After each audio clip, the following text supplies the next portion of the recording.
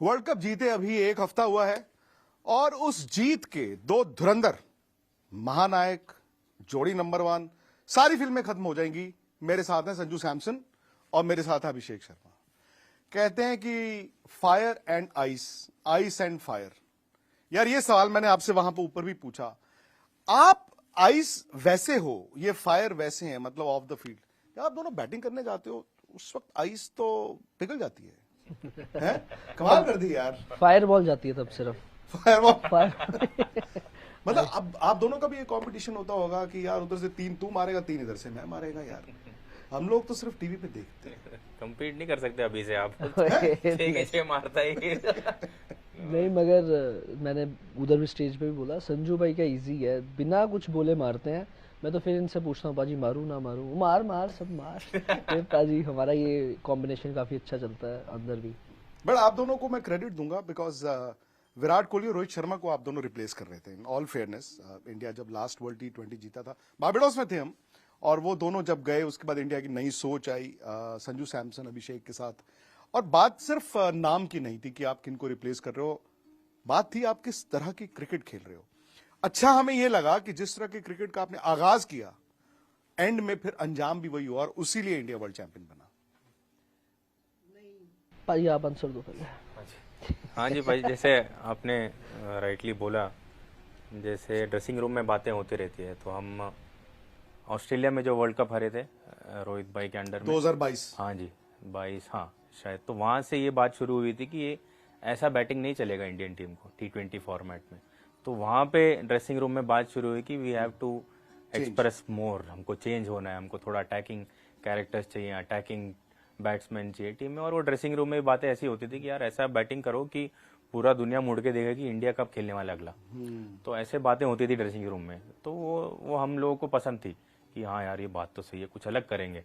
सो वहाँ से हमारा ये बैटिंग शुरू हुआ कि यार पावर प्ले में शुरू कर दो ना, कि पावर प्ले में 3-4 ओवर के बाद शुरू करना, ऐसा किसने बोला है।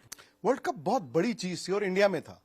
और इंडिया में क्या हुआ ना, मतलब of course India defending champions, वो तो आप तो थे ही संजू उस 24 वाले में। बट इंडिया में एक डर ये था कि 23 का जो 50 ओवर का वर्ल्ड कप था, इंडिया हार गया था। इतनी अच्छी क्रिकेट खेला, इंडिया हार गया।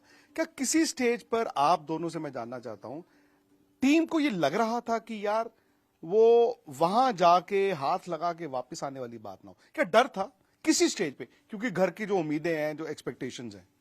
डेफिनेटली भैया, जब आप इतना बड़ा टूर्नामेंट खेलते हो, और वो वेस्ट इंडीज में जब खेल रहे थे, तो ऑनेस्टली वर्ल्ड कप जीते हमें तभी लगा जब इंडिया में आने के बाद। तो वो बहुत बड़ा फर्क हो जाता है। अब इंडिया में जब हम वर्ल्ड कप खेल रहे थे, हर एक बैट्समैन एक फेलियर होता है और अलग टूर्नामेंट में फेलियर होता है, तो उसका इफेक्ट अलग माहौल बन रहा था। तो डेफिनेटली फियर फैक्टर तो होता ही है। डेफिनेटली हम सोचते हैं, डाउट करते हैं। ऑनेस्टली अगर हम एडमिट करें, फियर होता है, डाउट होता है, डिसअपॉइंटमेंट होता है, मगर उससे अगला स्टेप आपका क्या पॉजिटिव है कि नहीं, उसके ऊपर आ जाती है बात। फियर तो रहता ही है, मगर आप एक्शन आप एग्रेसिव ले रहे हो कि नहीं, उसके ऊपर बात आ जाती है। तो मैं तो ऑनेस्टली, लाला ने जैसे बोला, मैं तो टूर्नामेंट के 2 हफ्ते पहले मेरा फोन ऑफ हो गया था भाजी। तो मेरे को पता है इंडिया में टूर्नामेंट हो रहा है, संजू फोन ऑन रख के बंदा शांत नहीं रह सकता। तो डेफिनेटली मेरा completely I had a plan कि मेरा सोशल मीडिया मेरे दोस्त मैनेज कर रहे थे, मेरा फोन कंप्लीटली ऑफ था। एक नंबर लिया हुआ था, वाइफ को दिया था बस। तो I was like completely zoned in and I knew that ये तो वेरी नॉर्मल सी बात हो जाएगी। बट आपने बाद में बोला, आपने कहा कि न्यूजीलैंड वाली जो सीरीज थी right before the world cup, वहां पर मुझे ऐसा लगा कि सब कुछ मेरे हाथ से निकल गया। वो क्या था?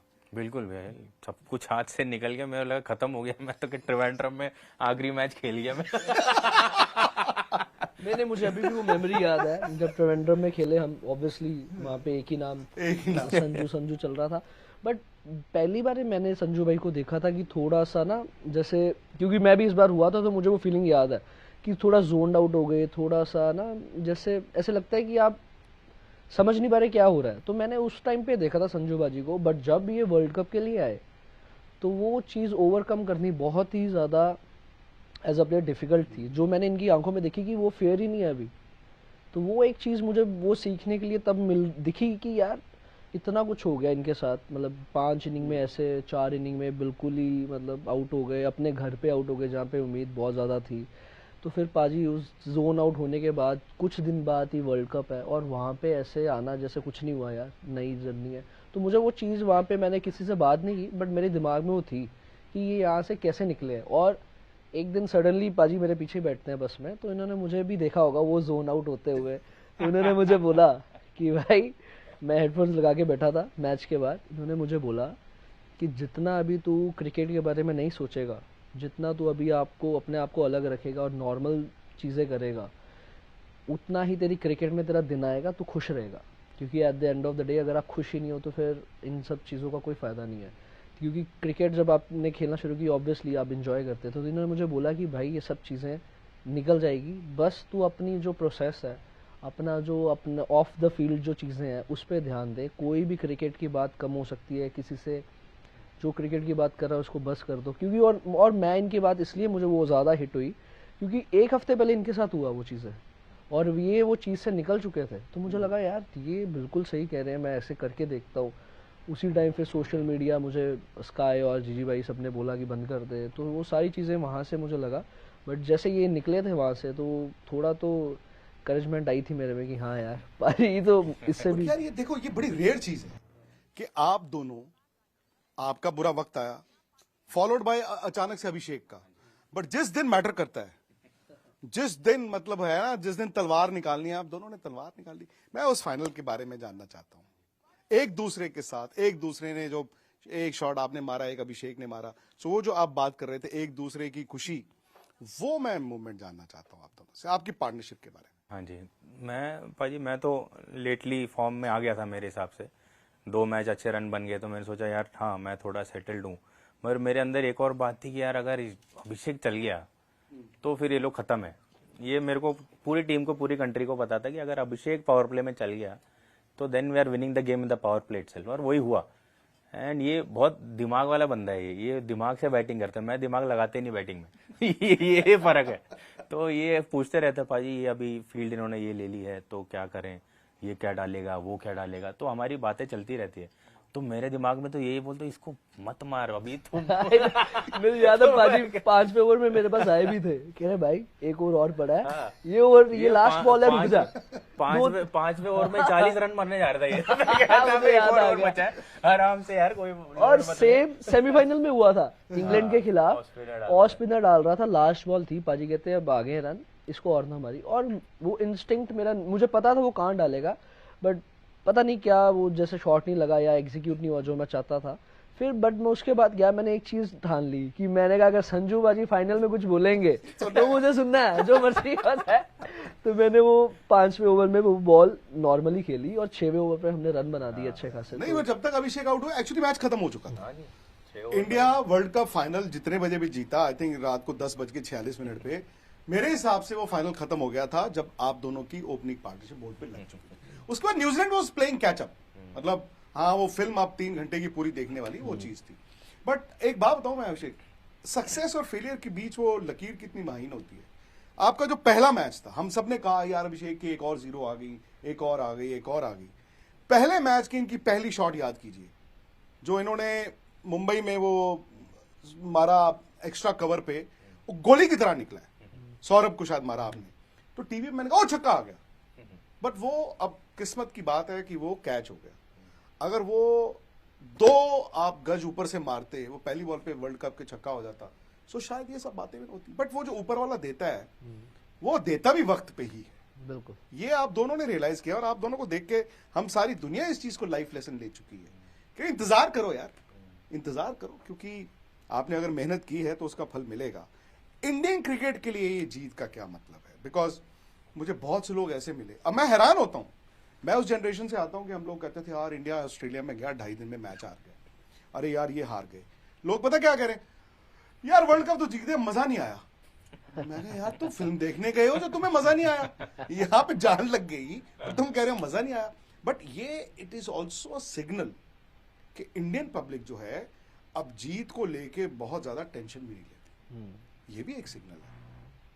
आप इसे कैसे देखते हैं? बिल्कुल भैया, जैसे आपने बोला कि इंडियन क्रिकेट बहुत बदल चुका है, जैसे पहले था, लेकिन अभी हम वर्ल्ड कप क्या एक बायलैटरल का एक मैच भी नहीं हार सकते वहां तक बातें आ गई है। तो अपना क्वालिटी इतना बड़ा हो गया है कि डेफिनेटली पीपल के एक्सपेक्टेशन भी बहुत बढ़ जाएंगी। तो जैसे पहले मैंने बोला हमारे पास इतना टैलेंट है, इतना स्किल है, तो करेक्ट लीडर्स और करेक्ट एक्सपेक्टेशन, करेक्ट कंट्रोलेबल्स अपने ड्रेसिंग रूम में रहे अच्छे एनवायरनमेंट के साथ, तो पाजी ऐसा लगता है कि we should be the strongest ever nation to have played this game. At least white ball cricket. हाँ जी, हाँ जी, डेफिनेटली व्हाइट बॉल क्रिकेट तो इंडिया डरा रहा है। मतलब all said and done India, मुझे लगा कि शायद पूरे मैचेस में आप लोग 100% पे नहीं खेले, बट जिस वक्त फिर जरूरत पड़ी वो उसके बाद आप लोग को हाथ नहीं लगा पाया। बिल्कुल। सूर्य कुमार यादव कप्तान और गौतम गंभीर कोच, इन दोनों के बारे में मैं आप दोनों से जानना चाहता हूं। गौतम ने बोला कि टीम में आप 100 बनाओ 50 बनाओ, इसे की बहुत अच्छी बात है, बट अगर आप 10 बॉल ले रहे हो 90 से 100 जाने के लिए, या 5 बॉल ले रहे हो 45 से 50 जाने के लिए, तो आप गेंदें जाया कर रहे हो। सो ये वाकई में फिलॉसफी है आपकी ड्रेसिंग रूम की?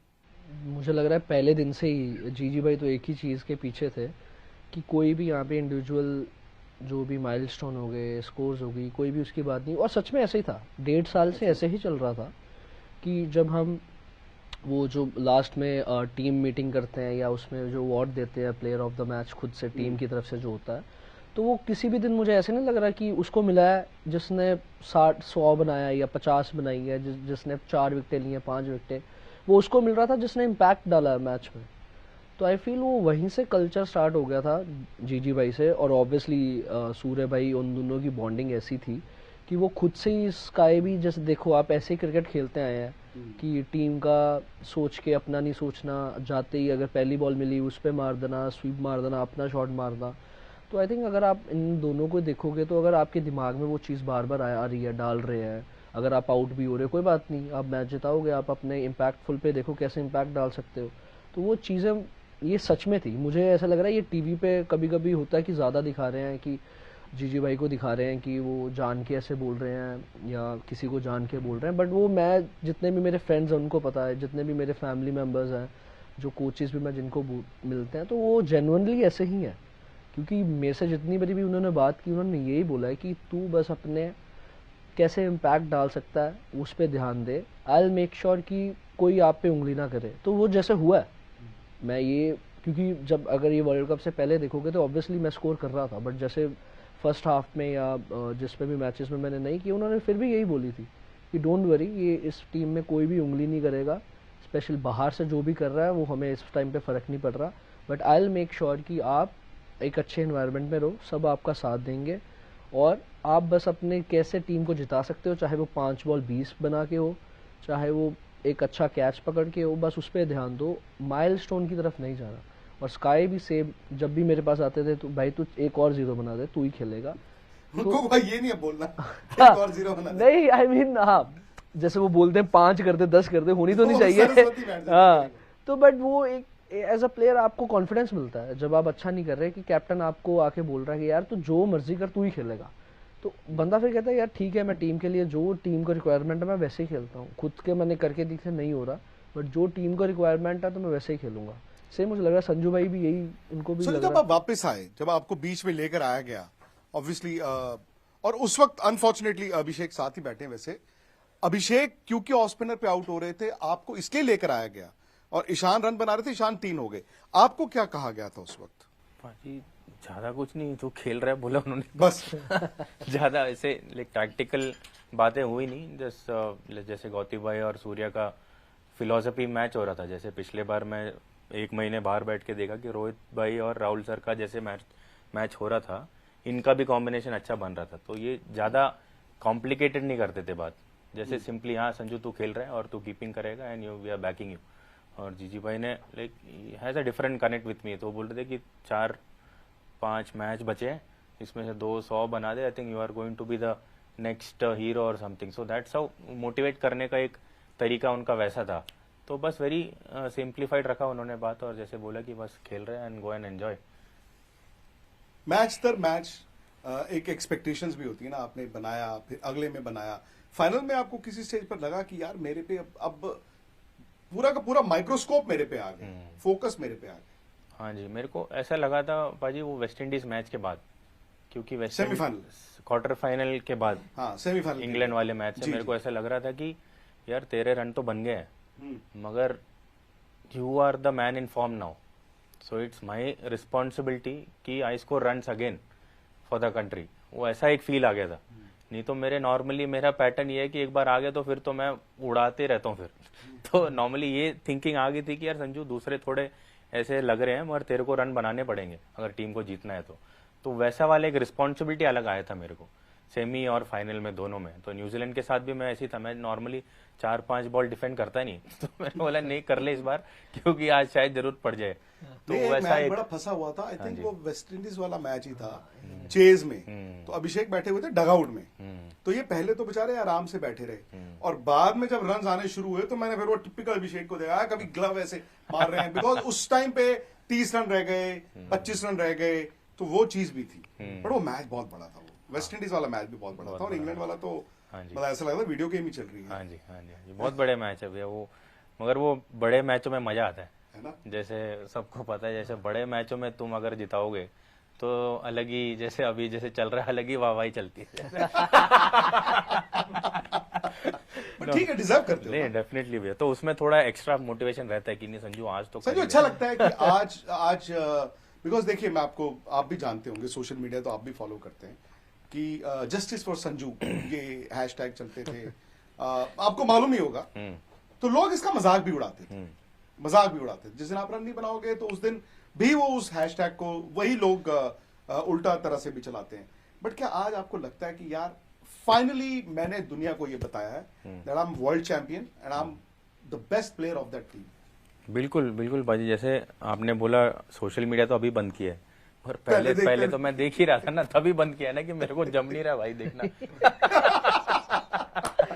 नहीं डेफिनेटली भैया लोग बहुत कुछ बोल सकते हैं भैया, लेकिन ऑनेस्टली मैं 31 साल का हो गया हूँ अब, तो मुझे पता है कि लोग बोल रहे हैं, बोलने उनका काम है यार, जैसे पैसे मिल रहे हैं इंटरव्यू जैसे मीडिया करने का, उनका जैसे हम क्रिकेट खेल रहे हैं उनका भी काम है कि सोशल मीडिया में करना, न्यूज चलाना, सब ठीक है एकदम लॉजिकली सब अच्छा लगता है, मगर अपने पे बात आती है ना तो थोड़ा बुरा लगता है।